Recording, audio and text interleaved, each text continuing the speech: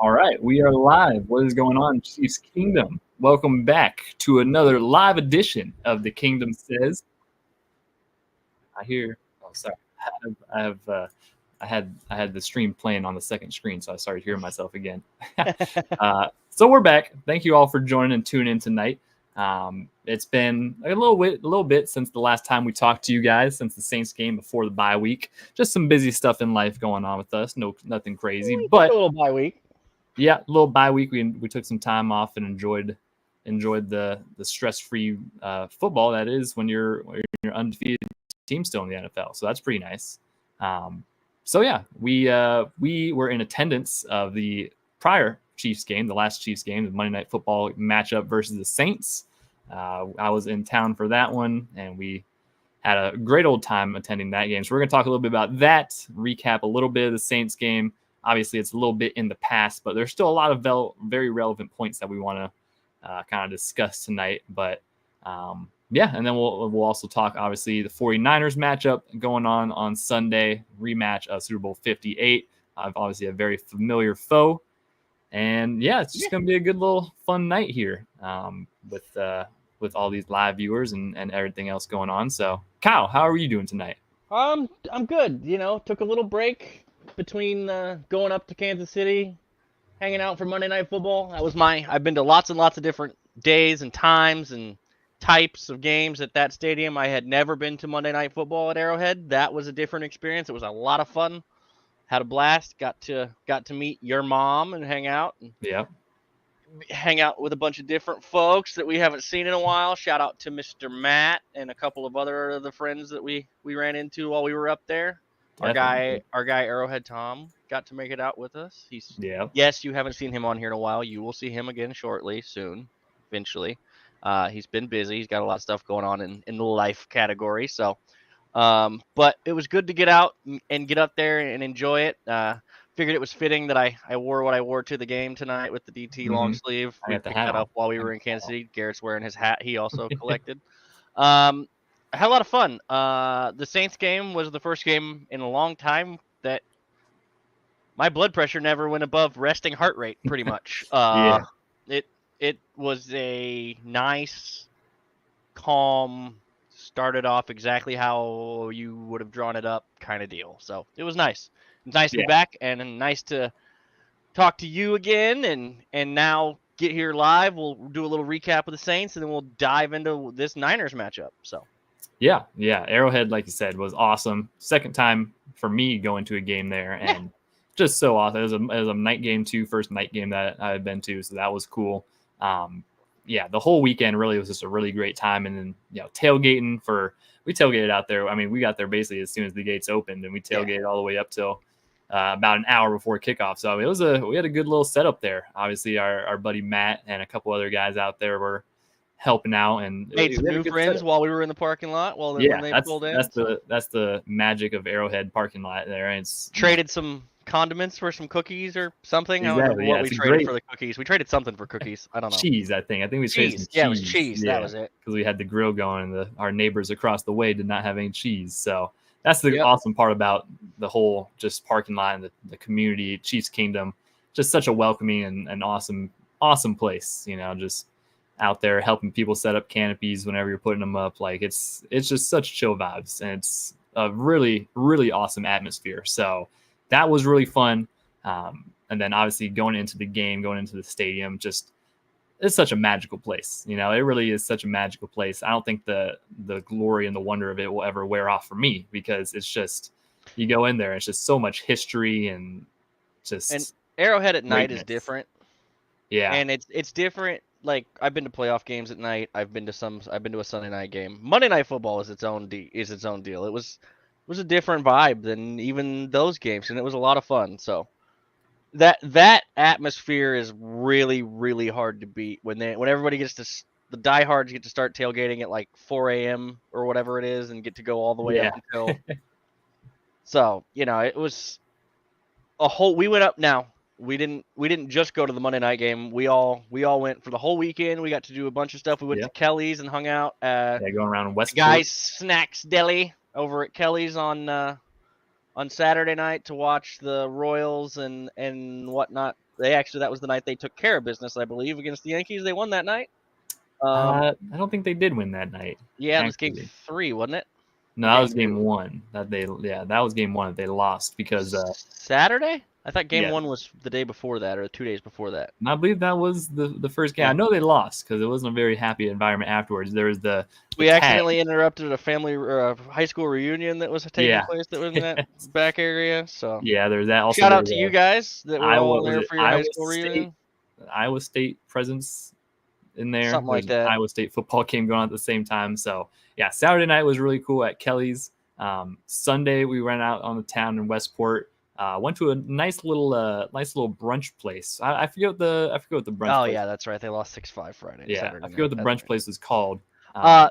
It was called Snooze, and we ran into some celebrities. Just casually standing around outside waiting for our table, and out comes walking Kylie Kelsey, Jason Kelsey, and Mama Kelsey. Just casually walking out the building, and that was pretty surreal. I believe your mom got a photo with Donna, correct? Donna Kelsey, yeah. That was it's funny because my mom, huge Donna Kelsey fan, and that was one of her goals for the weekend was to somehow find and get a picture with Donna Kelsey. Lo and behold, we just happened to be standing there. Yeah, which brunch waiting. Yeah, it was really cool. You see, obviously, you saw Jason. He walks out. He's just a mammoth of a man. That's how I first noticed. Kylie comes out, and I don't really notice her at first, and then all of a sudden you see Jason, big, well manicured man walking out behind him. I'm like, that's Jason Kelsey right there. Yeah, that is Jason Kelsey. So gave him a good shout. He gave us a wave and kept it rolling. But got a little char bar Sunday night. Char bar Sunday, yeah, that was good. Get some KC barbecue. That was delicious as always. KC barbecue never disappoints. How did you enjoy? We took a little trip around the Union Station, Union Station, Memorial. Yep. How did you? That was a great little time. Yeah, I tried to tour guide it as best I could. Exactly, because even though I've been to Kansas City now 3 times, that was my first time actually really getting to explore Union Station and the Memorial and all that stuff. Went down to Crown Center also. Got a little Crown Center action. Yep, that was cool. Just all of downtown KC in that area is a really cool area. So it's always kind of fun to go around there and see some of the different shopping areas and all that stuff. Check out the local delicacies. We had some little local coffee shop that we sampled. Yeah, it was nice. It was a real nice, enjoyable Sunday. That coffee afternoon. Was actually good. I'm not a huge. It was coffee pretty person. good. Yeah, that was pretty fire. Coffee place in Union Station. I cannot think of the name of it right now to save my life. It's not like Italian in Union Station. Like RTC. It's in Union Station. You cannot miss it. Great coffee. I tell you what, great coffee. So Sunday was very, very chill day. It was good to kind of recover after the night that we had Saturday. And then we went a little we had a little fun Saturday night. We won't talk about all the things that happened Saturday night because stupid things happened too. We sure had a time. I had some misfortune take place with a local establishment up there that we got remedied, but wasn't the ideal scenario. So yeah. But it was a good time. It was, and then obviously Monday game day, just going out and around. In the morning we hit up a couple Targets and Walmarts trying to track down some hats, and then and then it was tailgating time and the game time. So that was overall it was a very good trip. I would say I definitely enjoyed my time in Kansas City. My mom really enjoyed the time out in Kansas City. It was her first time going, so just an overall really good weekend. And obviously it's always good when the Chiefs get a win. It's actually the Chiefs are now 4-0 in games that I've attended live. So that's pretty good. I've never had to experience a loss in a person. So that's reassuring. Also a little bit reason why we selected this Garrett game. with you guys to the playoff game. Hey, I'm telling you, just any just home playoff games, take Garrett with you. Exactly. Yeah, I need to get out there for a playoff game eventually. That's the next thing on the list. But yeah, it's a lot of obviously fun. really good night. The Chiefs, like Kyle alluded to, had probably easily their best game of the year so far. By far the most comfortable. Yeah, one of the just a really good, well played game. No big stupid mistakes. No, just idiocracy. None of the stuff we've watched take place no shenanigans. On and off for the last like game. They ran a good, clean game. The offense was rolling. The defense is always good, so you never have to worry about them. It was just, and it was a very familiar foe in Derek Carr and the Saints, and there's a couple other former Chiefs over there that we got to experience a little bit. One in particular, Colin Saunders. Shout out to him getting a big man interception on Pat. Running like a running back after he caught it. Goodness gracious. That's a lot of man to move that fast and that well, and he was never not taking that out of the end zone. I'll tell you what. As soon as he grabbed it, I was like, well, he's running. He is sending it as far as he can because that's just Colin Saunders football for you, baby. So. So where do you want to start? You want to start on the O with the surprise? We'll start on the offense, because the offense. I think we should start on the offense because it was actually one of the more enjoyable. It was actually an enjoyable offensive experience for once. Typically, we have to start with the defense and the good stuff, but the offense was really good. It's weird saying that with Patrick as your quarterback that we've had a frustrating 18 months with the offense. Yeah, but we have. It's been a frustrating season and some change for the offense. For the offense in particular. Obviously, the biggest story of the night, probably for the offense, was the emergence of Kareem Hunt as the lead back, the return back. Yeah, coming in with 27 This is his first carries. One in Arrowhead, wasn't it? Yeah. Since 18. Since 18, yeah, as a member of the Chiefs. So I don't even think actually he played with the Browns either. So it felt good to see him. Yeah, it was really good seeing Kareem back.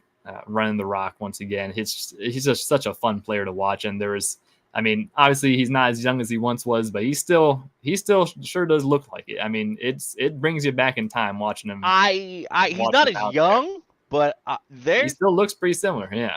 He doesn't have the mileage on the tires that a lot of the guys that are his age at the running back position do. Yeah. In part because he was playing behind Nick Chubb for several years in Cleveland. Right. I'll eat a lot of carries right there. Helps. Now, Nick Chubb has also had some injury problems. And then Kareem got banged up. So he hadn't really run a ton, but for them to go out and get that guy who literally no one was going to sign. Mm-hmm. And then for them to get the next guy that we're going to talk about a little bit, who the Patriots cut. Yeah, them be the two main pieces of an offensive output on a Monday night where they dominated the whole game. Like really good. Like both of these guys just transported back in time to their rookie years. Basically, Kareem had 117 yards on 28 touches. 28 touches, yeah, which is really impressive, actually. I mean, he had more carries himself than all the Saints did combined. I saw that was the stat. Actually, I'm sorry, he had more carries than Alvin Kamara had yards. That was correct. 27 carries. Alvin Kamara had 26 yards. So we're going to talk about that on the defensive side. But Kareem obviously running the rock. Yeah, he did. That was the first touchdown of the night, getting him back in there. And that was big. And Arrowhead. Arrowhead was excited for that one. Yeah, there's definitely a lot of love still in the building for Kareem. It's like I said, it's like watching. It's like going back in time and watching him again. Like it's the same kind of offense that they were running back then with them. Because they don't really do this with Isaiah Pacheco. Isaiah Pacheco is great, but they haven't given Isaiah Pacheco 27 carries in a game like this. Kareem's kind of a different animal when it comes to being kind of more of a workhorse. They have. I don't hate they have decently similar-ish running styles. Yeah. The thing that's the difference and that you can visibly see is, it was pretty easy to see watching it above it because we were sitting up high, and so it's pretty easy it's almost like an all 22 view. Yeah. But to rewatch, his vision and patience to wait for plays just a half tick for it to develop, and for him to see the backside hole or that gap to create and then just hammer it. Yeah, he's really good at that. He has the vision that will be good for Isaiah to learn from. Watching him and working with, and they will work together. He's not going anywhere. No, even when Isaiah gets back. Once Isaiah Pacheco gets back, they're going to have decisions to make because they've got a lot of running backs all of a sudden. Yeah. And so I was super happy with everything that happened with Kareem and his performance. It was an absolute hell of a night for him. Redemption. And obviously, he was kind of the main. Course, is what he's after, and we talked about it when they signed him, I told you guys, I don't know what he's got, but whatever he's got, you're gonna get it. We're gonna get it, and he's giving it to you. And they got it from him, yeah. And obviously, when you are in the lead most of the game, like the Chiefs were, they got up to lead. They started the game 7-0, never gave up the lead after that. So there's definitely a lot of let's just keep on handing it to Kareem and pounding that rock. That's exactly what the strategy was for most of the night. So that was a really fun aspect to see. And then the other guy that we alluded to, bringing him back to the glory days of 2 years ago, Juju Smith-Schuster had a phenomenal day. 7 receptions for 130 yards on the night. He was, we've talked about the loss of Rashee Rice, obviously, and having to find guys to step up into that role. And Juju stepped up in that role pretty big. That was kind of he did the Rashee Rice stuff, a lot of it. And he also just did he had the chemistry part down with Pat. That's obviously a big thing that you get by adding Juju back, is you have such phenomenal chemistry and a guy who really knows the field. There's many times that Pat hit him on those just, after the play breaking down, and Juju has to just find some open space, and he found it. And he sure did. He ate. I don't know what his yard after the catch was exactly, but I would guess it was pretty high. I didn't look at the yak, but I was not a super proponent of bringing him back here unless it was for what they brought him back here for as far as price was concerned. Yeah. Just because, look, man, them knees were a problem when he was here. And they were a bigger problem with some really other attachments. Yeah. Like, he had other issues in New England. Yeah. And it's like, I know the quarterback sucked, but what are you going to get? I was wrong. He's got stuff left. Plenty. I was wrong. I will eat that all day long. I'm so happy to be wrong in that instance. I don't know if you're going to get it every week. I don't think you should count on it every week. I think they should probably still look at a wide receiver potentially somewhere. They might try it every week, though. He can do the things that he did when he was here 2 years ago. And if that's what you're going to get, that'll work, man. You don't. I'll put it this way. Xavier Worthy is better than MVS was at any point in time in Kansas City, and that's like 5 games in. Okay? Yeah. So, like, for the deep threat thing with the wind sprints thing, if you're just going to have a guy running wind sprints, I'd rather have Xavier Worthy do it because he's not just going to run wind sprints. Yeah, they're going to throw him the ball eventually. Yeah. Patrick will eventually throw him the ball. Oh, yeah. Once they start throwing the ball to Xavier down the field, it's going to get real deadly. With Juju doing what he does, it opens up Travis. And when you open up between Kareem and Juju, 2 guys that were not on this roster a month ago or whatever, a month and a half ago. Yeah. To come in, establish, know the system because they played in the system, do the stuff, and give Travis breathing room again. Give Xavier Worthy breathing room again. Give Patrick reliable, trusted. Hey, I don't have to tell you where to line up. Trusted. Hey, I don't have to tell you where to run the route to. Mm-hmm. Hey, you're not going to shank a block. Hey, it's a legitimate help to an offense that needed help in the worst way after a ton of injuries. Yeah, it was definitely a huge jumpstart to this offense. I couldn't be happier with what. They must have found a fountain of youth or something. There's lots of fountauntains in Kansas City. It is the city of fountains. Yeah, one of those fountains they definitely tapped into and got the good stuff. They throw them in front of the ones in front of Union Station and or whatever. Just start throwing them in fountains. Figure out which one's the one, and there you go. Because it was really fun to see Juju out there balling. It's just very crazy how this offense is rolling with the loss of Hollywood Brown and then Rashee Rice, and then it's like, oh, we'll just have another guy step up. We'll have a guy who wasn't even on the team a couple weeks ago. He'll just have a big night, and no one will even think anything of it. It's just like the same old Chiefs. So Juju, big night, and then obviously, like we kind of alluded to, Travis Kelce having a really good night. Something that I thought was really impressive. Obviously, he had 9 catches for 70 yards. Of youth. Yeah, he looked really good, and watching him live from up in the stands, it's hard to really tell the little nuances of the games like that. Going back on the rewatch, Travis Kelce had a really underratedly good game. Like, he was doing some things that looked like Travis of 5-6 years ago, where he, like, his movement, his just awareness, his understanding, like everything about it was just like he was in his bag. Like it was vintage Travis Kelce.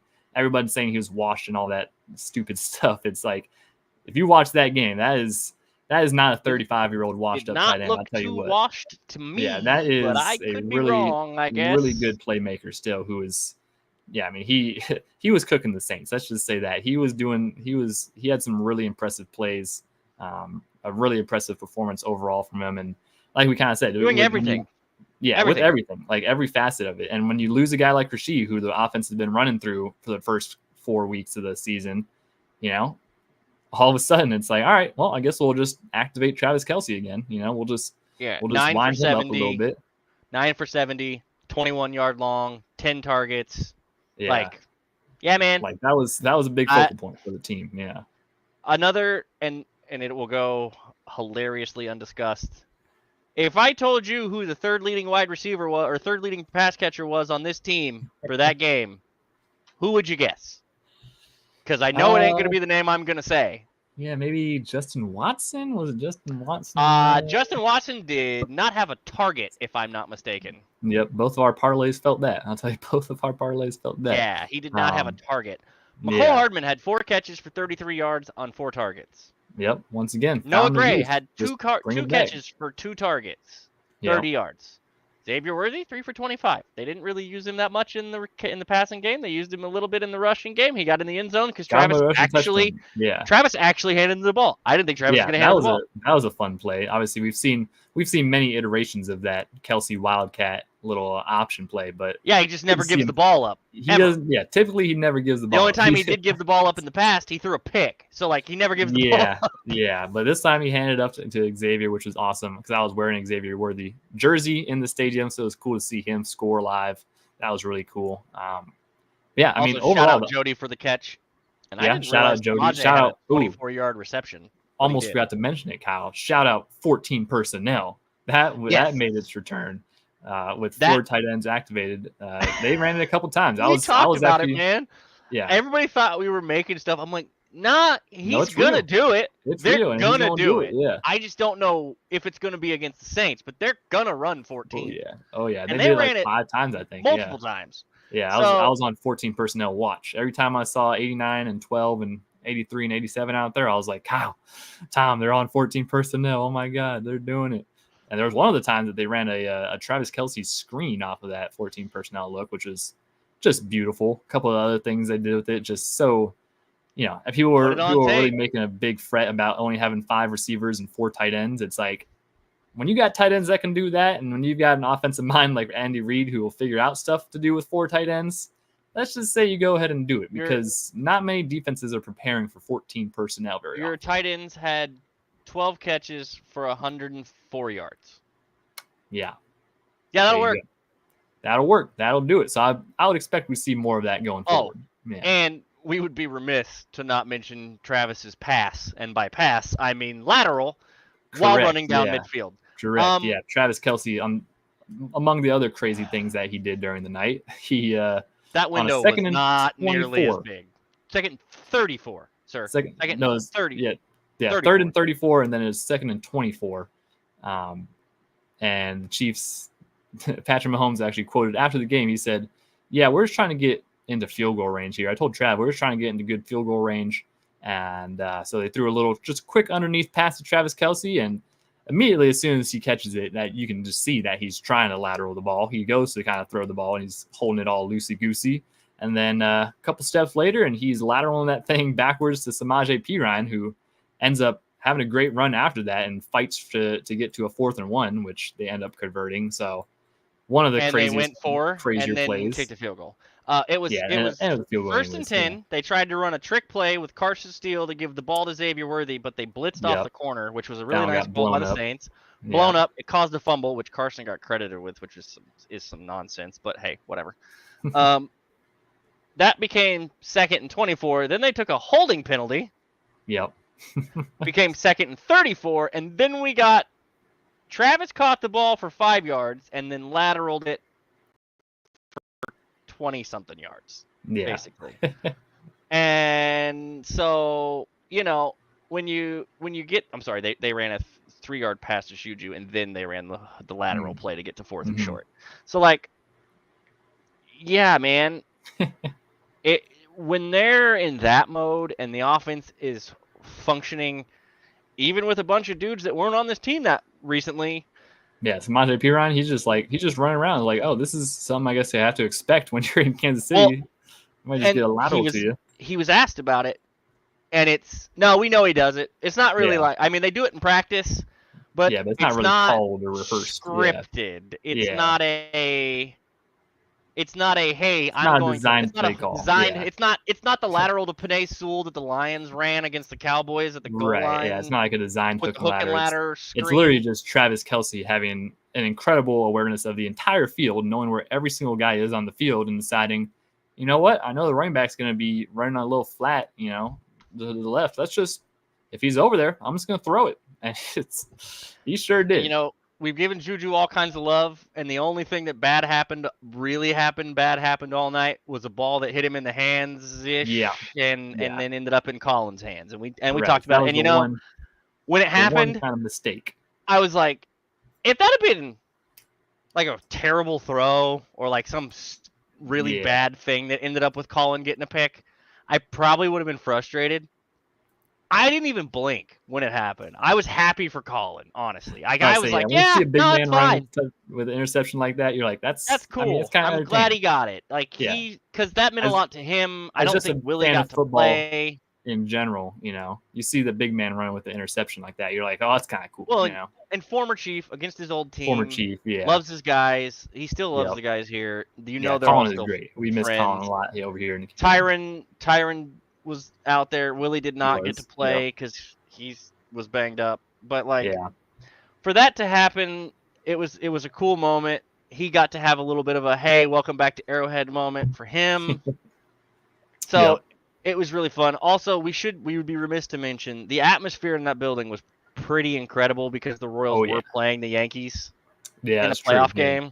So there's a lot of Royals fans going on. It was, and that was the night they won. That's why I mixed up Saturday and Monday. Pretty big reaction in the crowd when they won. Yeah, so that was pretty cool to be a part of and watch and witness. And I've been looking for a while. Finally, was able to scoop a fountain hat or a fountain gear that I liked. Because I love the Casey Fountain gear that they have for the Royals. It's really good. It's really good stuff. Yeah. Fun to see Arrowhead in that portion of it. Now, shall we get to the defense before we get into this actual next coming game? Because we've already spent 25 minutes. I know, it's only probably been. I take that back. It's only probably been 15 minutes on the actual game. We spent probably 10 talking about our. Hey, when there's so much fun to talk about in that game, it's hard to stop. Defense we'll quickly run through. Chris Jones had another phenomenal game. Tershawn Wharton, the entire defensive line had a really good game. There was actually a tweet, Kyle, that you pulled up from our guy Brandon Thorne, who is O-line mastermind, just a really, really talented. Trench warfare is his thing, I think. He does do work with Duke and the friends at OL Masterminds, but trench warfare is his thing. He's got a Substack. If you care at all about offensive line play or line play in general, if you're a football junkie, that's the place to look. Brandon Thorne is the guy to go find on that kind of stuff. He's very good at what he does. He tracks several different defensive lineman stats. One of them is the pressure quality ratio. I just want to highlight this. You can always his Twitter handle is literally at Brandon Thorne NFL. He's there, easy to find. Mm-hmm. The Chiefs have 2 of the top 3 players in the metric in the league, and they're both defensive tackles. The rest of the names on this list are guys like Myles Garrett, Aiden Hutchinson, Cam Hayward, Nick Bosa, Kayvon Thibodeau. Malik Collins is a D tackle as well for the Niners. He's also on there at 4. Good for him. Trey Hendrickson is considerably down this list. Chris Jones has 24 pressures on the season. Yep. His pressure quality ratio is nearly double Myles Garrett's. Double the next guy, yeah. And then third place is Turk Wharton, yep. who is almost a 1.5 more on his ratio than Malik Collins is. They're destroying teams on the interior. Those two in the middle of that D-line. Of Chris Jones's 24 pressures, he has 21 high-quality pressures. That's pretty good. And 161 pass rush snaps. That's nuts, man. Snaps per pressure for high quality is 7.7. Myles Garrett's next closest, Aiden Hutchinson's next closest is 7.8. After that, it's Myles Garrett at 8.4. And Aiden Hutchinson, I'm sorry, prayers for a speedy recovery. That was nasty. If you guys didn't see it, don't watch it. It was tough to watch. It made me a little queasy. Turk Wharton has 13 pressures. He's got 10 that are rare, high quality, or high quality. He actually has more rare, high quality pressures than Chris does. Yeah. Now, I think probably because Chris's became sacks, not pressures, would be my guess. I don't really know. I'd have to ask Brandon exactly how that works. He's got all the fancy. Speaking of Brandon, if you see this in some magical way and you would like to come on the show and explain how all that works to the rest of the class, we would love to have you on and talk about it. To have you on. But yeah, that just gives you some context of how good this defensive line is this year. Chris is an animal. And if he's starting to do things to charts that Aaron Donald used to do to charts, where it's like Chris Jones is over here in the right-hand corner and everybody else doesn't exist for like 2/3 of the chart, and then there's everybody else. Yeah, that's about the Patrick Mahomes chart style. So same deal. And then the contract year. Rest in peace. Therese remains undefeated. Turk Wharton is having a career season. Yeah, I love that he's having a career season. At the same time, I hate that he's having a career season because career seasons in contract years get you paid. Yeah. And it's probably not going to be here. So enjoy it while we've got it. And look forward to it. And, and hopefully it continues throughout the season. Of that D-line. I just wanted to highlight the understanding that Myles Garrett's the next best guy in this metric, and he is 3.2 points behind him. Yeah. In the ratio. Yeah, Chris is on Defensive Player of the Year watch so far this year. Yeah. He's been having a really good year. Now, this game specifically versus the Saints, it was kind of a hold fest. All right. The Saints offensive linemen. Chris Jones gets held more than anyone in the league at this point, other than maybe TJ Watt. Yeah. Maybe. So that was kind of the big thing, but he was disrupting a lot. Everybody on that D-line was disrupting him. Derek Carr was not very comfortable for most of that game. Let's talk about Derek Carr. How did Derek Carr look in Arrowhead, Garrett? Yeah, not very great considering the first drive. He just throws up a duck to our boy Brian Cook. Arm punt. I'm glad he caught it. It was on the sideline and it was close. I know, yeah. He was really trying to get that thing out of bounds, but he just did not have the strength to get that out of bounds. So Brian Cook comes down with that one, almost as a pick six, 100-yard or 70-yard return, but he got touchdown at it. But that was a good way to start. And then I'm still not 100% sure he got touchdown. I just don't know if there was enough to overturn it. It was pretty close. Was it his foot? Was it the dude's foot? The guy hit his thigh. I think the guy hit his thigh on the way down. Because I went back and watched that replay like 4 or 5 times. Now, the angle that I had sucked, so I really couldn't tell. Yeah, the only angle you can see was like the behind the end zone kind of camera that you can see him. He kind of just gives his thigh a little slap right before he lands. Fine. But that was obviously just a great start that really shifted the momentum. And then, throughout the game, Derek Carr really did not have. He had one big pass to Rashid Shaheed for a long touchdown. That's kind of Rashid Shaheed football, who unfortunately he's out for the rest of the year, I believe. I was gonna say, he had a meniscus repair, I believe. Yeah, I think he's out for a foreseeable future. But also outside of that, speedy recovery to Paulson Adebo, who played pretty well for them on the defensive side of the ball against us, and then broke his femur last night against Denver. But the Saints don't have anyone left. The Saints are going through long and short. The Saints are going through it, but outside their of whole line is hurt. And their whole defense is hurt. So it's like, that's tough. Yeah, exactly. So, but outside of that one big play from Derek Carr, really not a very impressive night. Obviously, the Chiefs, very familiar with him. Arrowhead is very familiar with him. Arrowhead was very loud on all of the Saints' offensive drives. So, yeah, it's not an easy environment to play in. It's not an easy defense to go against. But Derek Carr, 18 of 28, 165 yards, and a pick. with 2 touchdowns. Yeah, so Derek He also Carr was kind of sacked did what for 8 what yards. Derek Carr is expected to do. Rest of that Saints offense, like we said, Alvin Kamara Also only hurt had, his oblique. yeah, he did. Now he's out for the next 4 Like- weeks. They got Spencer Rattler Yeah, playing for him now. which I feel so bad for Spencer because Spencer is getting baptized by fire behind an offensive line that's the a bunch Saints of are just backups on really the down inside. bad. The Saints are actually like maybe one of the more down bad teams in the NFL, especially considering their cap situation as well. They may be down bad until like 2027. So Yeah. it's going to be tough for them. Chiefs defense on continued that the note, theme. they still had Alvin Kamara though. Yeah, they did have Alvin Kamara. They didn't really do much. I mean, the Chiefs continued the theme of holding opposing running backs to very little yards, like we alluded to. You want to read that one? Kamara only had 26 yards. Yeah, you have the numbers. It's in the message, but yeah. We have the numbers of starting running backs. So the Chiefs defense against running back. Now I want to do this first. Let's do this first. Yeah, so do that first. Yeah. overall stats for the rushing game. The Chiefs are one of 4 teams giving up less than 4 yards a carry. Mm-hmm. They are 4th in the league at yards per carry given up. The Ravens are only giving up 3.6 to the Vikings, 3.6 with the Steelers, and the Chiefs are giving up 3.8 yards to everybody, to quarterbacks, running backs, wide receivers who run the ball, all everybody. rushers. Yeah, all rushers.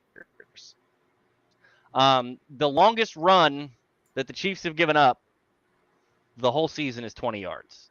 That's number 1 in the NFL. That's pretty good. Least lengthy, longest run given up of any team. The Seahawks, I'm sorry, not the Seahawks. The Steelers and the Ravens both have tied for 21, and I think the Ravens have given up 21-yard run a couple of times.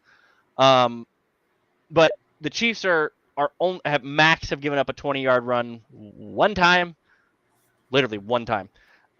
And they're only giving up 3.8 yards a carry to all rushers. Now, when you whittle that out to just running backs, yeah, mind you, they've played Derrick Henry, Zach Moss, Bijan Robinson, J.K. Dobbins, and Alvin Kamara. Yeah, that's a RB1s. List of running backs. Yeah. That's a really good list. Yeah. Those running backs in games combined, 66 carries, 169 yards, 2.6 yards a carry. This was put on the broadcast.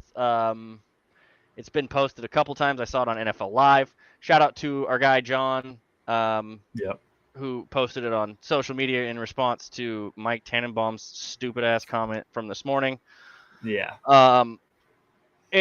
They're destroying the run game, and they haven't been able to stop the run like it was a nosebleed since like 2016.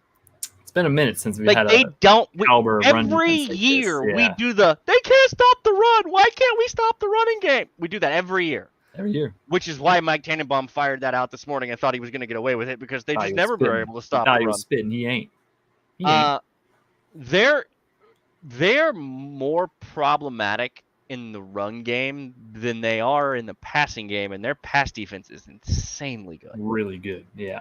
Really good. It is. This defense is everything we ever wanted in a defense. Yeah, somehow they just keep getting better, it seems like. I mean, because they invested. And this is why. They were one of the best defenses last year, and all of a sudden, they're better. Brett Veach, man. And I know everybody likes to nitpick and pull crazy about him. Look, they invested in this defense. They built this defense. They fixed it, and they've continued stacking it year after year after year after year. Leo Chenal is one of the best linebackers in football right now. Yeah, that's so good. Yeah, and that's homegrown talent. He was a 3rd-round pick? 4th, I thought. But yeah, 3rd or 4th-round pick. Yeah. Turk Wharton was undrafted, free agent. Jalen Watson, your cornerback 2, 7th-round pick. Yeah, and cornerback 2 with a bullet. Remember in training camp and like the first 2 weeks of the year where everybody's like, Spags and Dave Merritt were like, we're waiting for a corner to really take over that second spot. Someone to emerge and take that over. Yeah. Yeah, that's happened. Yeah, Jalen Watson has firmly taken that position. He has been really impressive so far. Remember we were talking about the chart with Chris Jones and how how it's like he's over here to the right. Yeah. Yeah, Trent McDuffie and Jalen Watson are both in that quadrant. In that top right quadrant of those kind of charts. Yeah, they're both sitting in that range. You have to tip your cap eventually, man. When he just continues to do it and do it and do it and load the talent and roll the talent and keep guys here. Tip your hat. I know everybody's mad about the offense. He did everything on the offense too. They're all hurt. Yeah. I mean, he did. Yeah. Brett Veach is doing it. He is delivering championship caliber rosters year after year. He's not sleeping on anything. Tip eventually, because what we watched Trent and Jaden and Jalen and the rest of that secondary, because Shamari Connor's no slouch. He's played great. Shamari Connor's playing great. Brian Cook's having a great year. I would like to see a little more consistency out of Brian. There's a couple of things that are a little sketchy. He's also coming back from a big injury. I know. Yeah. Like I said, I'm not going to hate on him. I just would like to see him get all the way back. Like I said, he's probably about 85, 90%. I don't think he's hundy yet. Maybe 95.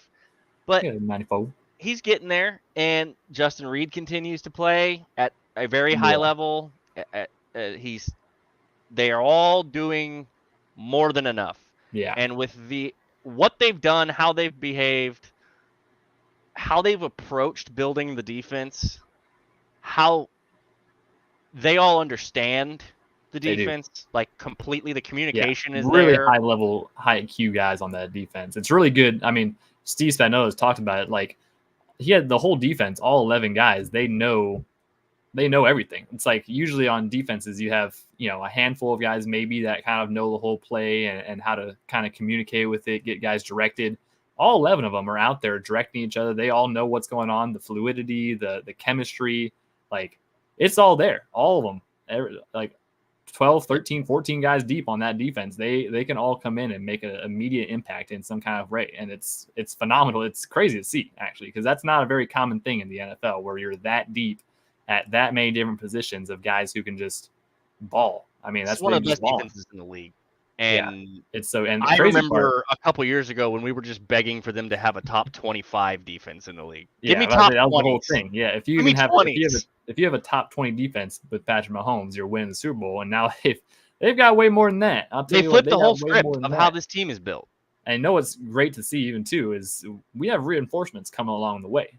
Charles Omenihu is going to be back. Still angry, soon. Turns out. Yeah, he is very angry, very hungry. And adding him back to that team, obviously a couple of other guys getting healthier, and just this defense, they've come to play this year. They mean business, and it's a very fun time to see. It's very fun to watch. All right, so we're gonna pause for a second. All 80 of you that are hanging out with us, if you would like, share, subscribe, all the buttons, follow, share it, like it, follows. We announced a contest before we went up to the Saints game, and we were supposed to put out a post and do all that stuff. Yeah. Here's the problem. We were live that Friday. We immediately left the next morning to go started traveling to Kansas City. Yeah. That didn't happen. Now, this break it out. Yep. Is going to be the contest piece. We're going to put the contest tweet up. Yes, it's going up. It will go up.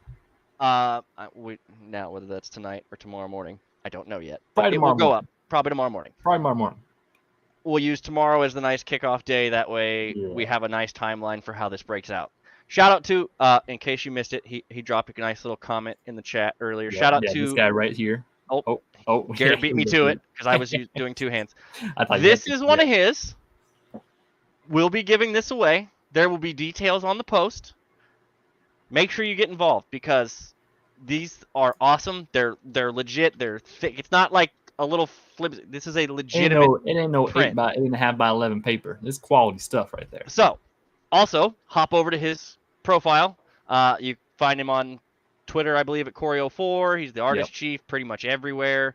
He's got a shop. Go over to his shop. Check out all of his stuff. Check him out. He's got an awesome the piece of Patrick's helmet pop out is one of my favorite prints of his. That's a good one.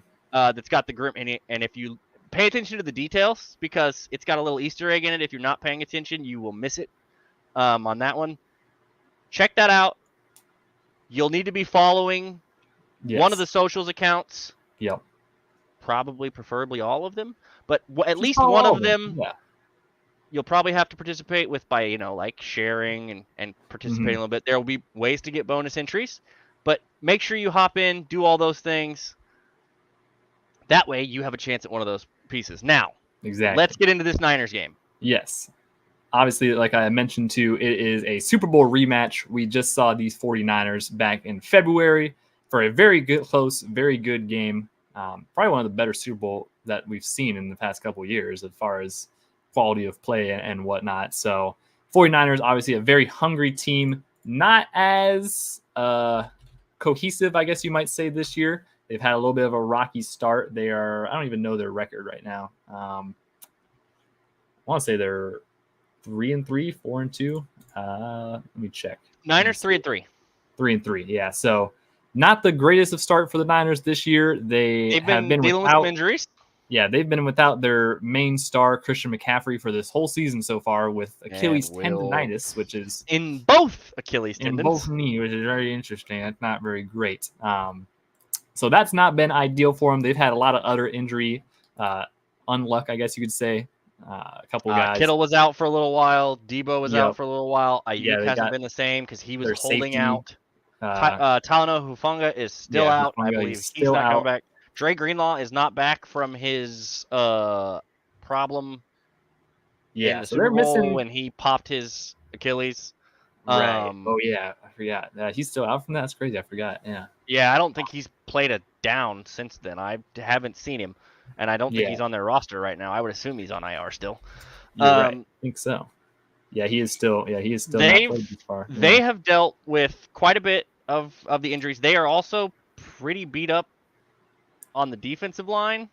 Yeah, I would think defensive line. They're pretty beat up everywhere. There's been a lot of both kickers aren't playing this weekend. Yeah, they're on their third kicker. You want to do the injury report real quick? Yeah, I have the injury report right here. A lot of names on it for the Niners.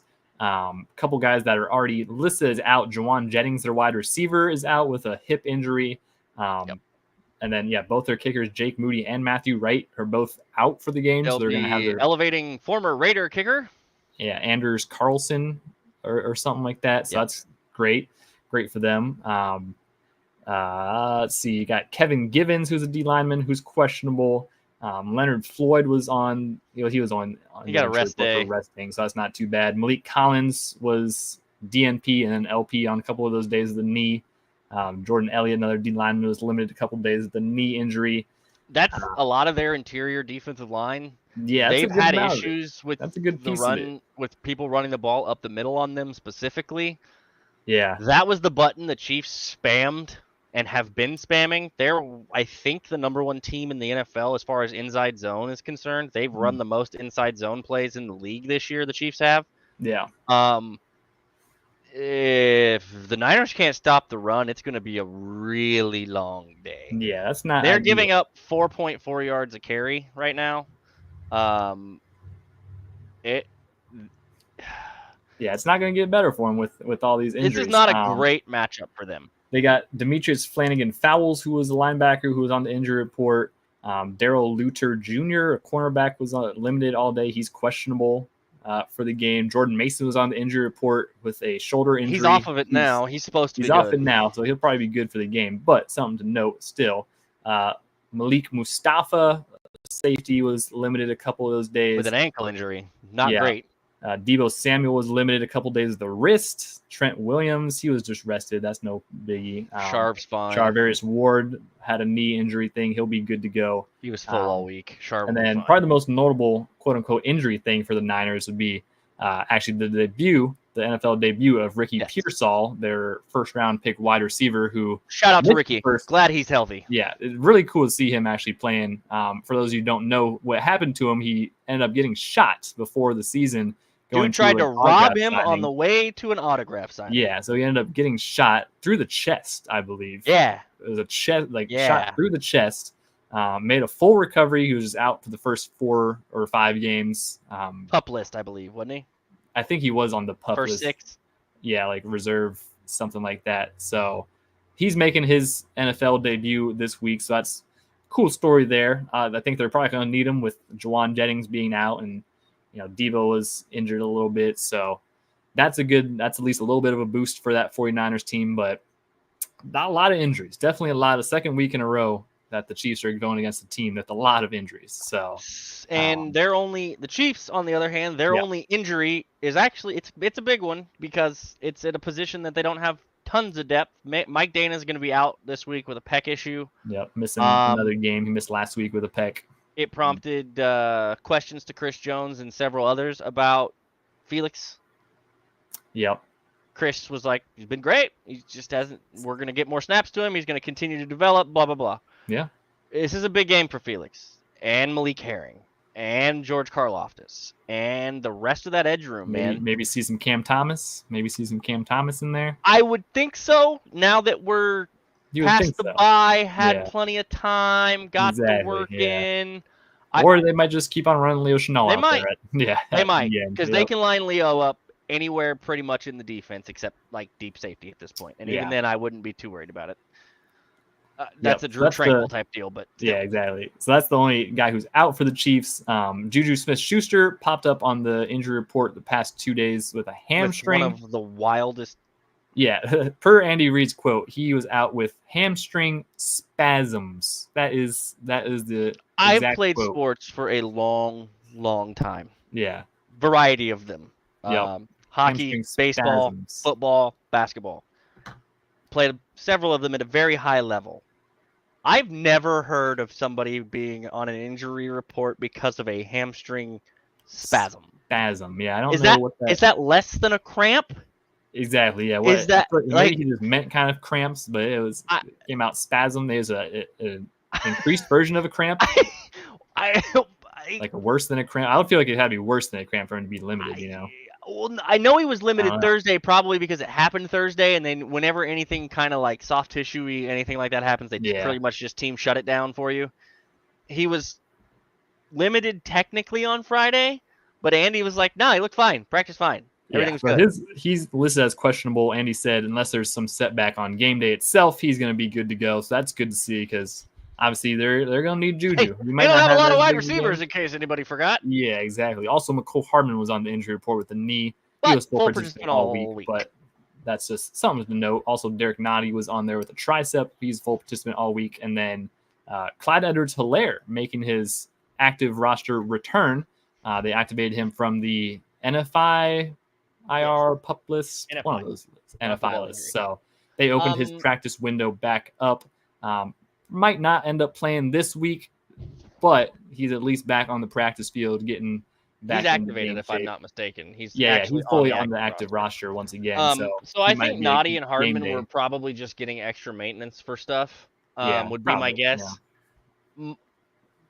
The Dana thing's a little concerning because he had a hamstring at one point or a calf. It wasn't the pec, and now it's a pec. Clyde, I don't know that we see this week. I mean, we might. They might run four running backs, 4 tight ends, got plenty of running back help, 4 wide receivers because they don't or 5 wide receivers. They don't have a ton of guys for the other positions. I just don't know. He can't play special teams right now. Yeah, that's kind of the downside. And he's not gonna take the lead spot from Kareem, and he's probably not taking Samaje's catching out of the backfield role right now because he hasn't been playing. So I just don't know where exactly you're going to put him right now. Andy even talked about in the press conference, one of his press conferences, that they were kind of still just trying to figure out going forward what his role really will be on the team. And the main important thing that he's going to have to do now is get used to football again because he's not played it in a month and a half again. Hasn't been active in a minute, So it's one of those deals where it's going to take him probably a little bit to get up to speed. Like I said, don't be surprised if he's in an inactive, one of the inactives on game day. Yeah, probably to be expected. But at least good to see him back out there on the practice field. It's a next step to him getting back and fully healthy mentally and physically. So that's always good to see. So with that is the injury report, what we've got for you. Now hopping into the matchup that we have. Obviously, we kind of talked a lot about how the Chiefs have been performing last week, or last game, I should say, not last week. But coming off of a hot streak. The offense running really well, very cohesive, a lot better defense than we're going up this week. I mean, the Saints defense isn't nothing to sneeze at for sure, but their defense is one of the better ones in the league. Obviously, that's why they went to the Super Bowl last year. It was a big part of that. They have Nick Bosa. Yeah, Nick Bosa's still there, healthy. Still have plenty of talent. They've got plenty. Yeah, they've got all the talent, and obviously they're very familiar with the Chiefs. Fred Warner's a stud. Fred Warner, best linebacker in football. Yeah, that's going to be a matchup that we're going to have to see how he handles Travis Kelce. Maybe not. I don't know. Travis, he didn't do much handling of Travis Kelce in the Super Bowl. The problem that they have with Travis is Hufunga's not playing. Yeah, that is the bigger problem. They could use Fred and Hufanga both on Travis at points to cause more issues, which is I think one of the things, if I remember right, they did in the Super Bowl. I haven't watched the Super Bowl game in a little bit, but in a minute, yeah. That felt like a lot of what they were doing when they were trying to take him away was sliding in Fred and sliding in Hufanga in different situations, and obviously Greenlaw before he popped his Achilles in that. Yeah, I was say that was actually a pretty big loss for him that game. Oh, it was a huge loss for them in that game. But he's obviously still not back yet. So there's a few matchups to watch for me. I'll be interested to see. The Niners have been almost exclusively lining Nick Bosa up on the left side of their defense, which is the right side of the offense. Right, yeah. So Jawan Taylor would be the Jawan Taylor matchup, which I'm fine with. Kind of the more favorable one. Yeah, I'm fine. No, like legitimately, I know everybody gets mad at Jawan, but like he doesn't usually get beat, and if he does, he takes a penalty, which I would rather him take the holding penalty than get Patrick killed. So if you're gonna get beat, at least don't let your quarterback die. Yeah, as far as pass pro, has that part down. Yeah, as far as pass pro, Juwan's definitely one of the better ones. Rest of the game, he pushes the envelope with the getting off the ball. Yeah, getting off the ball. He's going to push the envelope because that's the way he plays. That's the way he's played his whole career. It is what it is. You're going to occasionally have a 5-yard "what the f are you doing" penalty. It is what it is. Mm-hmm. I would rather see Nick Bosa lined up against Jawan Taylor 100% of the snaps than see him anywhere near Wanya Morris at all.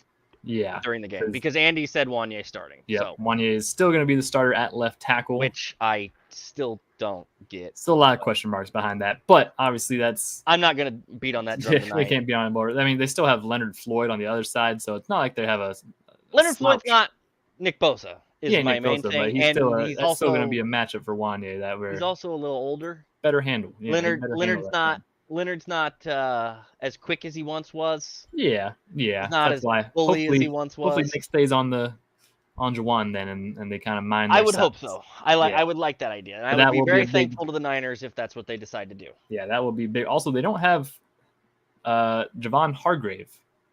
Yeah, that's right. He's been injured. Yeah, he's on the IR list, I believe. I forgot all about. So that was. I was just thinking because I was thinking back to Super Bowl. I was like, they had a good guy in the middle of the defense that was in the middle of that D line that was wreaking havoc. He's not there right now. Yeah, they only have Malik Collins and Jordan Elliott as the D tackles. So that defensive line is thin. I know ours is thin in some areas, but their D line is thin. Theirs is pretty thin as well. So who is the backup for Leonard Floyd? You want to take a shot at that last name? Sam. Okuyula no. Sam, Sam Okuayinu. That's an L. That's an L. No, I think it's a K. No. Oku, but then it's YLNONU. Sam, I wish you the best. I could not pronounce that last name if you paid me. Yeah.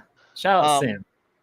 Wait, there's a pronunciation guide on the Niners website. It's Okuayinu.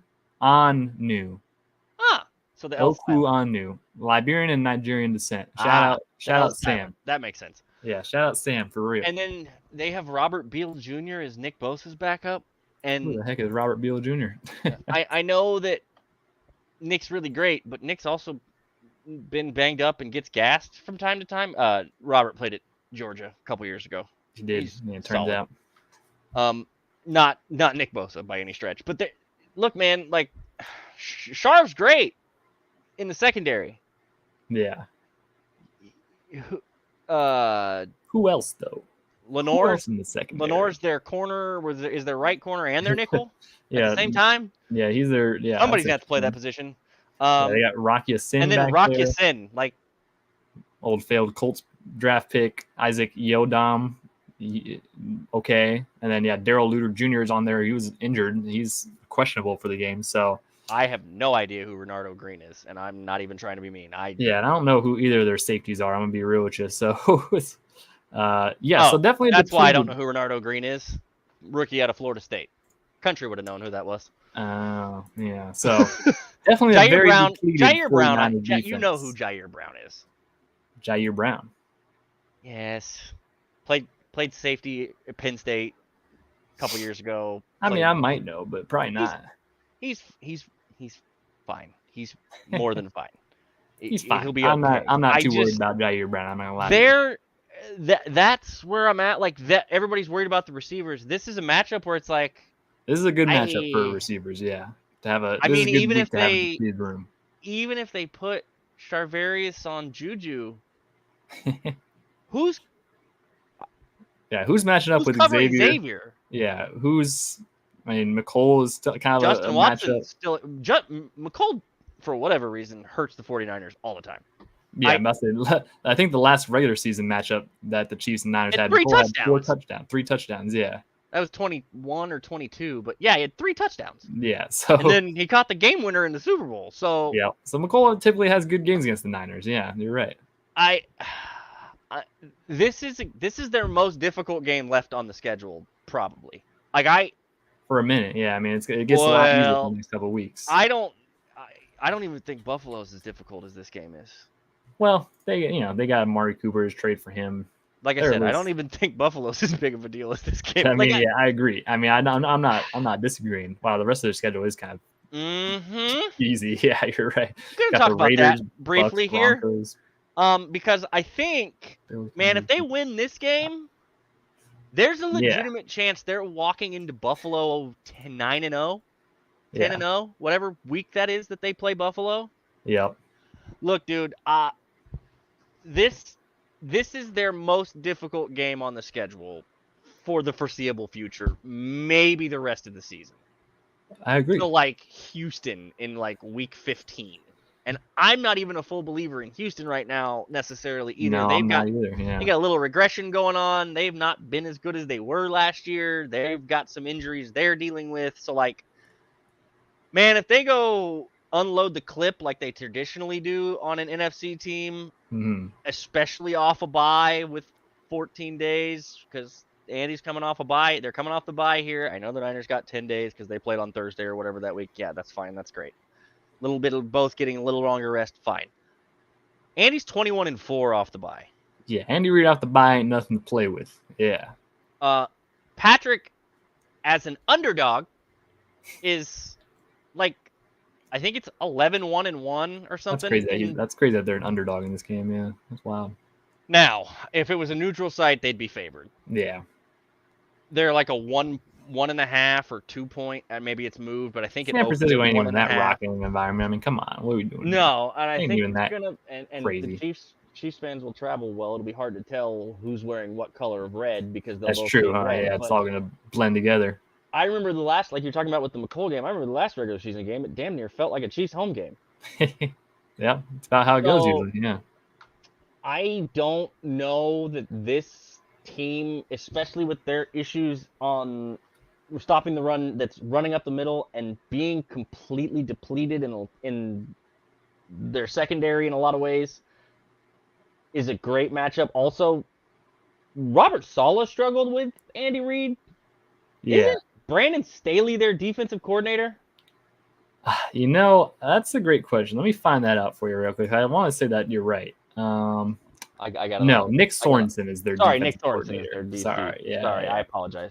Brandon Staley. Where did he go? Where did he end up? He is on the staff. He is the assistant head coach. Okay. / defense. And defense. So yes, he's involved here. Yeah. So it's not guys, great. Brandon Staley didn't have a ton of success of stopping the Chiefs defense ever. Also, not ever. Remember when they interviewed Dave Merritt for that position this offseason? Because I do. Remember when they interviewed Steve Spagnuolo for that position? They tried to. Yeah. I don't think they actually did. They tried to. Yeah, they did interview Dave Merritt. I'm pretty sure what happened was they tried to call Steve, and Steve was like, "You should talk to Dave." So, but hey, man, That's like, yeah, he was the passing game specialist on D for them for the last couple years. Nick Sorensen was. That's a rookie defensive coordinator, guys. Andy Reid, 2 weeks to prepare. And Andy beat Reid up defense. Yeah, he rookie defensive coordinator. The Shanahan. Does any of this sound like a good thing for them? Because none of this is sounding positive to me. You're right. Yeah, it's not looking great for him, honestly. It's really not. It's the odds are definitely stacked in the Chiefs' favor. And we haven't even talked about the 49ers offense and what they're looking like. Obviously, no Christian McCaffrey, no Jordan Mason's he'll be back and healthy, but he was limited. Healthy-ish. Healthy-ish. Yeah, exactly. George Kittle. I mean, they still got George Kittle there. They still have weapons. Debo's not been what he was. Debo hasn't looked. Yeah, Brandon Ayuk hasn't looked like himself since he got that contract. I gotta be honest. I don't know, man. I know Vegas is basically begging you to bet the Chiefs with them being favored, with the Niners being favored. I mean, the home atmosphere is kind of their only advantage here. Like, that's everything else really just leads you to believe the Chiefs might have another impressive game. Now, as is the story of the Chiefs games typically, it really half the battle is playing your opponent, and then the other half of the battle is playing yourself and not shooting yourself in the foot and making costly mistakes like the Chiefs are very known for doing. What if I told you their leading wide receiver for the 49ers was Jauan Jennings? Oh, the guy who's not playing in this game.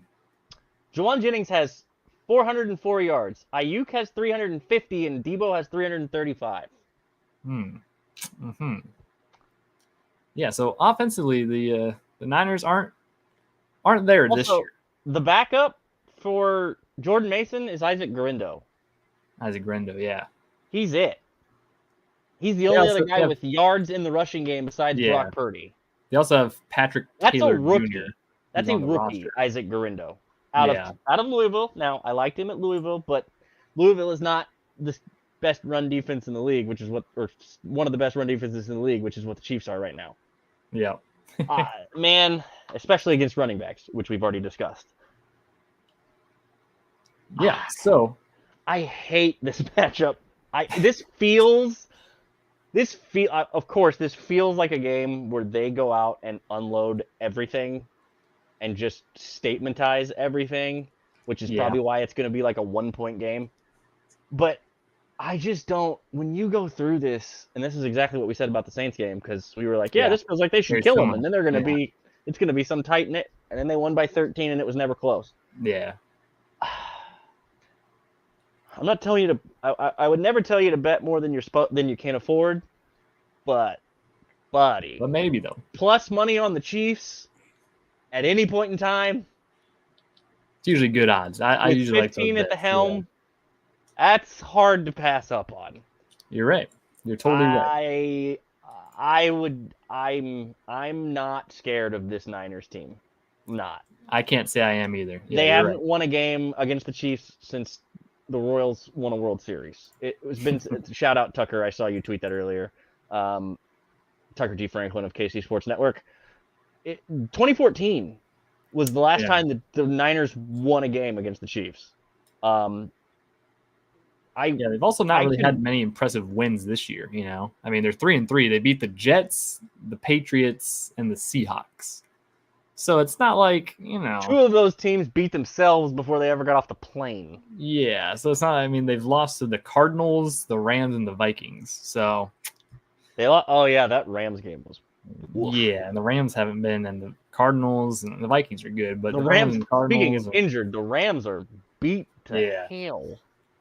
So yeah, like you said, this is a game that you definitely look at and you can't be super scared of it. You almost call it a trap game, but I feel like they're almost too good of a team to even consider that. But also, I feel like there's a big enough gap that I feel like this one should be a pretty comfortable win. Once again, it comes down to the Chiefs playing good football. I will say, the Niners get a little credit. They were on the road in Seattle when they beat them by 12 last week. So they get a hat tip for going into that environment in Seattle is the 12th man for a reason. I mean, that is real. Lumen Field is loud. It's a division game. That's not an easy deal. You're right. Yeah. Geno also played like absolute that game. So yeah, I mean, it's like ultimately they're not like they're still a playoff team. Like they're definitely still a good team. And they're still probably one of the better teams in the NFC. Yeah, because it's the just NFC is weak. The status, their status currently, and mixing with the Chiefs' status currently of how well the Chiefs are playing on offense and defensively wise, they're playing phenomenally. And they're all rested. It's a bad matchup for the 49ers this week. Like there's just a lot of things. There's still a somewhat a chance that we have a Super Bowl rematch later in February where it's the Chiefs and Niners there. But right now in this game in Week 7, I'm liking the Chiefs. I'm liking the Chiefs by a solid amount. Anything else we need to touch on before we get these score predictions and head on out of here? Yeah, let's do a little bit of fun stuff before we get out of here. Okay. Shout out to basically the entire Chiefs roster who showed out to the Blue Valley Northwest game tonight, which is the Nagy versus Merritt Bowl. Both coaches have a son on each of those teams. Yeah. Andy was there with the fam. Patrick was there with his whole family. I saw Trent, I saw Chris, I saw Trey Smith, I saw like 3 or 4 other like Jalen Watson DBs was there. And, man, that's a good amount of guys out there. So cool to see them. Really cool environment. Do that because local high school, you have a bunch of Chiefs players showing up. Think about that, man. They security and details and all that stuff. Nah, they just rolled up to the high school game. Yeah. They're sitting in lawn chairs that you bought at Walmart and sitting on the sitting in kiddie bleachers and stuff. Yeah, it's a family environment with a family team, and these guys are all boys. They're all friends. They all seem to really enjoy each other and being around each other, and their families seem to enjoy each other. It's just a cool thing to see, and it's a cool thing for the city. It's a cool thing. Can you imagine being high school kids playing a Friday night rivalry game, and you look over and the whole freaking Chiefs roster is sitting on the sideline watching you play? That's a lot of pressure right there. I mean, talk about Friday Night Lights. That's some pretty strong lights on you. Them lights don't get no brighter than that. That's as bright as they're gonna get. Yeah, that is pretty cool. That's kind of a yearly tradition now too with Dave Merritt and Nagy's son and all that stuff. It's a good time. That's a really good time out there. So that was pretty fun to talk about. What else? Any other fun stuff that we need to talk about? Yes. So I gotta point out we got maybe an Easter egg. If you're not familiar, the Eagles team has been doing a Christmas album per Jason Kelce for the last couple of years now. One of our friends in the Swifty Nation noticed something in the what looks to be like the a Philly Special Instagram page announcement for the album. Yeah, it's like an album cover art or something. If you take a peek in the background there, next to the SEPTA building sign, I don't know, I think that's a transit thing. It's probably the Philadelphia Transit, Southeast Philadelphia Transit Association would be my guess is what that stands for. And behind the car. Good pull. I'm straight up guessing, by the way, so if you guys want to correct me on that. That's a good. I know it's probably Transit Association, but I would guess that's Southeast Philadelphia Transit Association or something along those lines. Maybe. There appears to be a Travis and Taylor cartoon character. Yeah, here I'm actually. That album right here. Traditionally, most of the proceeds go to here it is. Charity. Hey, Garrett's got it for us. Yeah, so you see in the top left corner over there, right. Hold on, this way, around here. Yep, right there. You see a little cute Travis Kelce looking figure, and I think that's probably potentially a Taylor Swift looking figure. Yeah. So also shout out to the I think that's an elf climbing the street sign. Not real sure. Yeah, I think it is. Yeah, climbing one of the Crisco poles. Yeah. Her street light. But that would be really awesome because that album, I think the majority of it, if not all of it, the proceeds go to Philadelphia charities, if I'm not mistaken. I believe so, yeah. And also, shout out to Taylor. She's now back on tour, if I'm not mistaken, because she kicked off back in Miami tonight. And there's a whole lot of familiar faces and friends down there. Jason is Kylie and Little Miss Wyatt appear to be in the attendance. I saw Bo Allen, who is Jason Kelsey and his mom, and his girl is there. I saw either Serena or Venus Williams. I think it was Serena. One of the Williams sisters is there. Kyle Long is there with his wife. She almost got in a fight with somebody over them stealing their seats, I believe, is what I saw there. And I believe there was a special guest appearance by Tim McGraw, if I saw Mike Golick Jr. tweet correctly. So it's just a whole lot of fun to see them all be able to have fun like this. It part of the reason I bring that up is it ties in a little bit with the Chiefs going out and doing the stuff at the high school game and being the kind of the family environment. I don't know where Travis is. I assume he's in Kansas City. I'm assuming he's probably at the football game. Probably. Because he's got to get on a plane and go to San Francisco. Granted, Taylor's got planes, so fly him to and back from Miami and then land him back. But that would be a lot to ask for before a game. I just love the ability for this group and everybody that's kind of associated and connected to be able to really enjoy everything while also still trying to hunt down a third Super Bowl in a row. So that all said, we've had all kinds of fun tonight. We've had all kinds of stuff. Make sure you check out the contest. Make sure you subscribe, and make sure and turn your notifications on so that you know if we decide to randomly go live. We might try to make this whole Friday Night Lives thing kind of a thing for games. I was say, it's been going pretty good. We love the audience. I see 89 of you watching. Yeah. We will probably build a Q&A section into this where you guys get to kind of live chat us. If you guys want to drop comments or questions, I don't know if we'll build it into a whole segment or if you guys just want to throw them in the chat throughout the show when you have stuff you want to talk about or ask about. But would love to hear from you guys. Would love to get some feedback, reviews on Apple Music, Spotify, anywhere you get your podcasts, anywhere you get your content. Hop over to the YouTube channel and hit the subscribe button. Hop on over. If you get on the YouTube, you'll eventually be able to take that and get into the Discord that we're going to open up here. We've been working on it. We've been tweaking it. We don't want to release it until we actually have it exactly where we want it, because if you do and it doesn't go like you want, then it gets messy to try to fix while it's live. Yeah, so we're trying to deliver a good product for you guys. We want to do more things and more stuff for you guys. So hop in, check it out. Let's get to the scores, Garrett. What you got? That's a great question. Do you want me to give you the line and stuff for this game? What's the line? Yeah, what are the lines? Bring that up real quick. So now remember, it's in Levi Stadium, which is in Levi Stadium, Santa Clara, not San Francisco. Santa Clara. Yes, because none of the San Francisco teams actually play in San Francisco, just like Golden State doesn't. So the Niners are currently, now per ESPN Bet, this may vary depending on what site you use. The Niners are 2-point favorites, and the over/under is at 46.5. 46.5. Okay, that's not crazy. Okay. So thinking here, the Niners, I think will get some. I think they'll figure out a little bit of offense. They've had, at least a couple performances this year that they've put up some points. Well, I guess not last week against the Seahawks. Yeah, really. Yeah, that was kind of their biggest point. That was their big boy.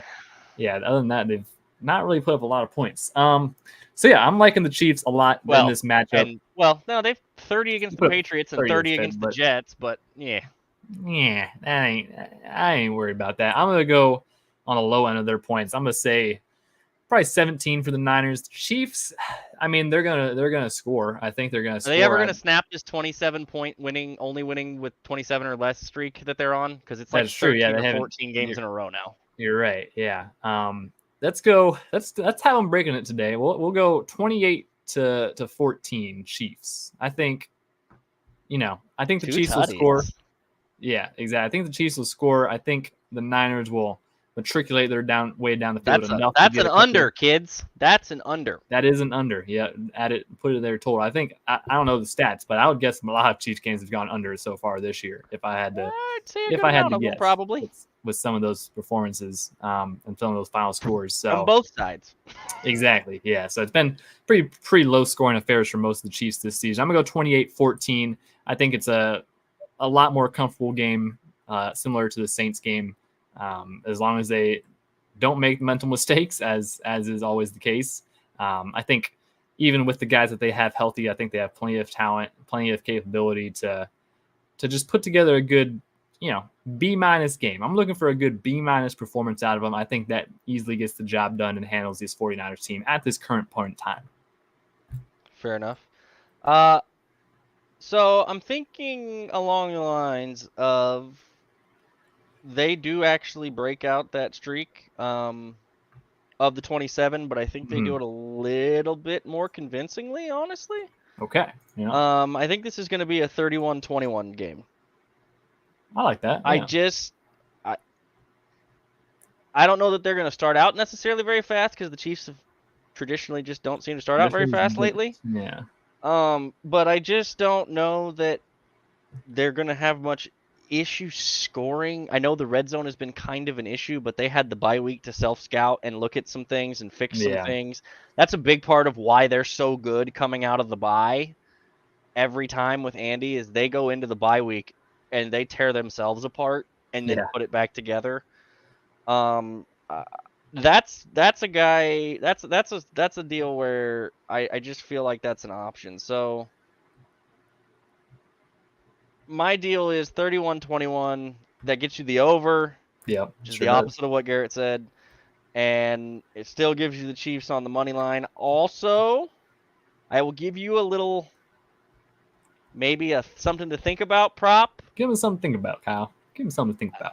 I like McColl's stat lines here.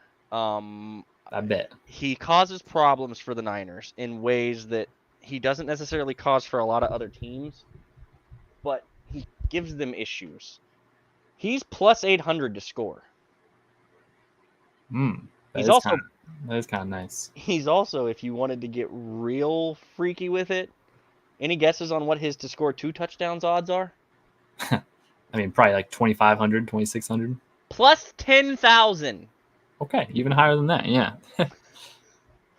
If you take his anytime touchdown at plus 800, you can sprinkle a tiny bit, yeah, on that 2-tutty. Because he does like to score versus the Niners. He's scored probably in all their last matches. He's scored in every game he's played against them. I think so, yeah.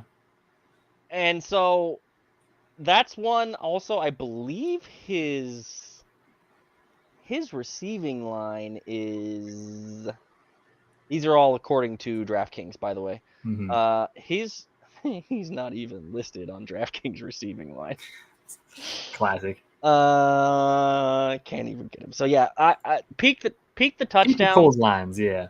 If you have another sports book that you use that does give you McCole Hardman receiving lines, I bet he'll be on there by tomorrow. Usually they little sleeping on that. So those are 2 things just because, like I said, man, he gives them fits. Yeah. And they don't have a lot of other receivers. So that's true. And this might be a game that Andy might end up breaking out some of those McCole special plays, some of those McCole specials. They may bust out the whooping stick if they want. Look, man, I know everybody but we've talked about it for years. I swear he keeps stuff in the bag for later in the season. Oh yeah. And the only thing that makes me any kind of nervous about the score prediction that I gave and about this game at all is that if they remotely feel like they may see them again in the Super Bowl. True, yeah. Is that Spags comes out and plays the most vanilla, generic, god-awfully boring base defense with nothing. Like, they don't blitz, they don't do anything crazy, they don't run any stunts. Like, that's the only fear I have for this game, really, is that they come out and just go, we might see you in February, so you get nothing and like it. Yeah, I don't know if I'm being too worried about that. I think they like asserting their dominance over teams. Well, if they win this game,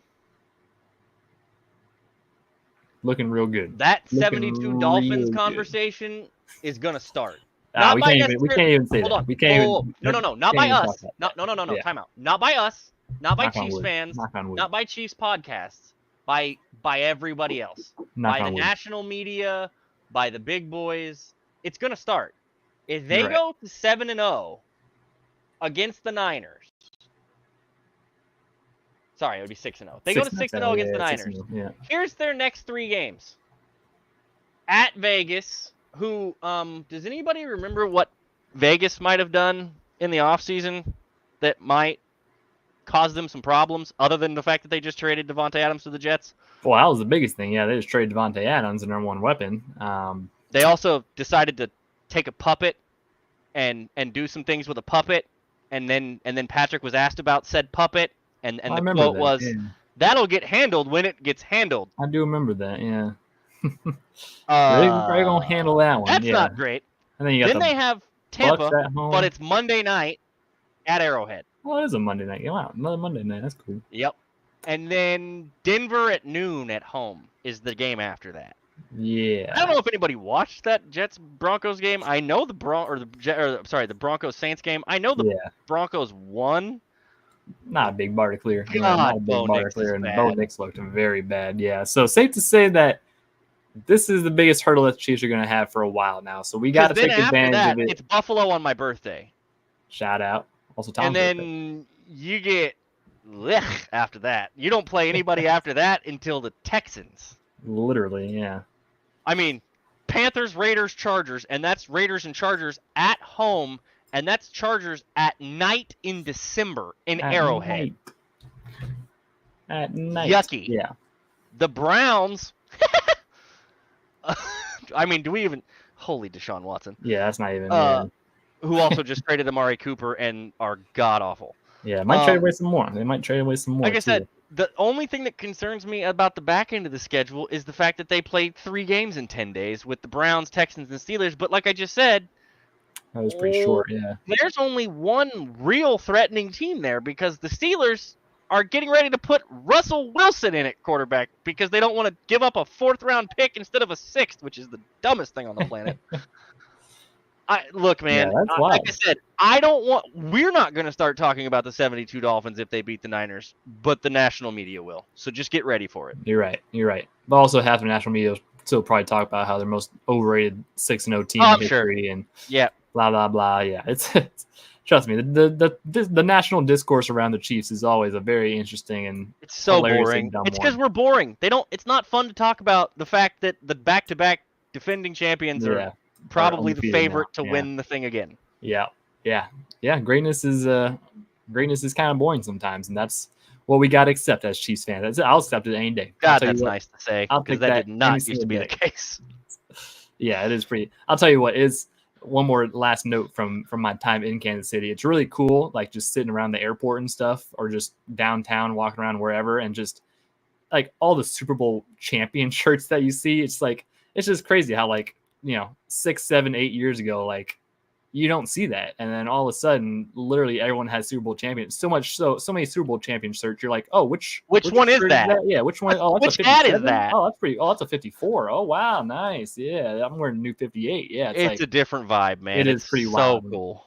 Very happy for the city because it's a good city, and we all deserve this. I think the whole Chiefs kingdom, I think, deserves this. So, especially all the ones that have been here from day one. Exactly. So I've said a lot. I said a lot last year. I'll say it again right now. This is the golden era of Chiefs football. We can't ever forget that. So, got to appreciate it. Got to keep on enjoying the ride. And yeah, we're gonna beat those 49ers, I think. So, with that being said, appreciate you all tuning in and watching us tonight. Like I said, like Kyle alluded to, we had like 90 viewers right now. Really good night. Really appreciate all you guys' support. We're definitely gonna make this more often of a thing. Yes, please. Because these lives are very fun. Rock with us. We have a lot of fun doing it. Yeah, and we'll get more interaction going in future streams and whatnot. But great time tonight. Everybody, I hope you have a great rest of the night and a good weekend before the Chiefs kick off on Sunday. And yeah, with that, follow us at Kingdom Says Pod, Facebook, Twitter, and Instagram. Find us on Spotify. Apple Music, YouTube, all that good stuff. And be on the lookout tomorrow morning for that giveaway post that we're going to go. That's going to be lasting about a week or so to get entered into that. And we will have more of those after that one's done for some different prints from so you're going to be wanting to follow along for all that good stuff, and also just the normal fun times of being a Chiefs fan these days. So with that, thank you all for tuning in and watching, and we will see you guys on the next episode of The Kingdom Says. And